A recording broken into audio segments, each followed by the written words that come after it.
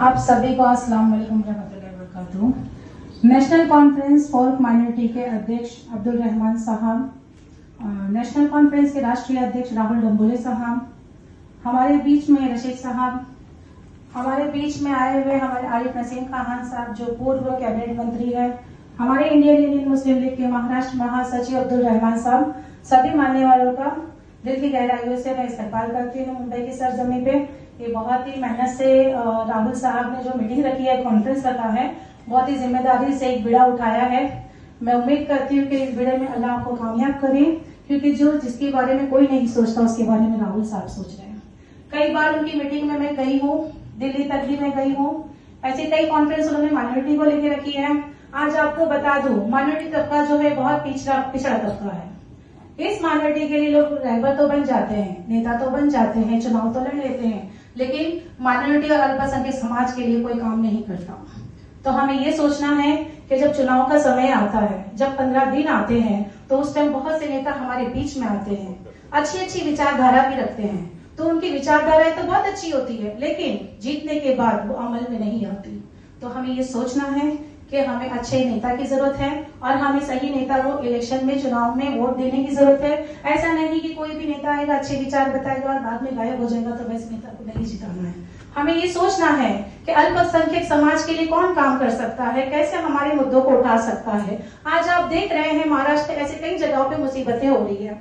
आप देख रहे हैं मुसलमानों को टारगेट किया जा रहा है, मुसलमानों की मस्जिदों को टारगेट किया जा रहा है, मुसलमानों की दाढ़ी टोपी पे बात आ जाती है, मुसलमानों के खाने पे बात आ जाती है। क्या मुसलमान इसीलिए बना हुआ है? देश की आजादी में सबसे ज्यादा नाम अगर थे तो मुसलमानों के थे। इंडिया गेट पे आप जाके देख सकते हैं। तो आज मुसलमान महरूम नहीं है, मुसलमान के पास भी संविधान ने ताकत दी है। हम अपने धर्म को लेकर चल सकते हैं, हम अपने आप में अच्छे से जी सकते हैं। हमें संविधान ने वो अधिकार दिया है। इस अधिकार के जरिए हमें आगे बढ़ना है, हमें अपने हक को समझना है। हमें कोई बरगलाए, कोई भड़काए धर्म के नाम पे, तो उसे सही सबक सिखाना है। जैसे अब्दुल रहमान साहब ने अभी बताया हमें कि कानून क्या होता है। कानून एक नेता के लिए भी वही होता है, कानून एक आम जनता के लिए भी वही होता है। तो हमें वैसे ही काम करना है, संविधान को लेके चलना है। आज आप देख रहे हैं नफरती माहौल इतना बढ़ता जा रहा है, मुसलमानों को इतना टारगेट किया जा रहा है। क्या मुसलमान खामोश रहेगा? नहीं। आने वाला चुनाव है, हमें सही नेता की जरूरत है जो हमें सही काम कर सके। अरे वादे तो बहुत करते हैं, लेकिन काम कौन करता है? जो सच्चा होता है वही करता है।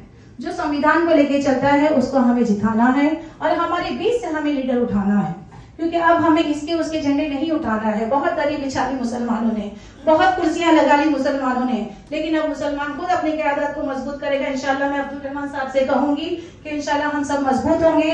आने वाले चुनाव में हमें अपनी मजबूती करनी होगी। तो यही देखते हुए आप देख रहे हैं कि अब भोंगे की बात आ गई, मुसलमानों की मस्जिदों के तक लोग जा रहे हैं। बीजेपी लीडर एक उठ गया है, वो जो अपने आप को बड़ा रहबर बता रहा है, वो इस तरीके से भड़का रहा है कि जाके मस्जिदों के भोंगे उतारने का काम कर, जबकि डिसेबल दिया हुआ है मस्जिद का, लेकिन डिसेबल को देखते हुए हम वो कर रहे हैं, फिर भी वो जाके मस्जिदों के भोंगे उतार रहे हैं। भोंगा मुक्त मुंबई की बात कर रहे हैं, तब भी हमने आवाज उठाई। हमें उठना होगा, हमें उजागर होना होगा, हमें संविधान के तहत अपने हक को लेना होगा।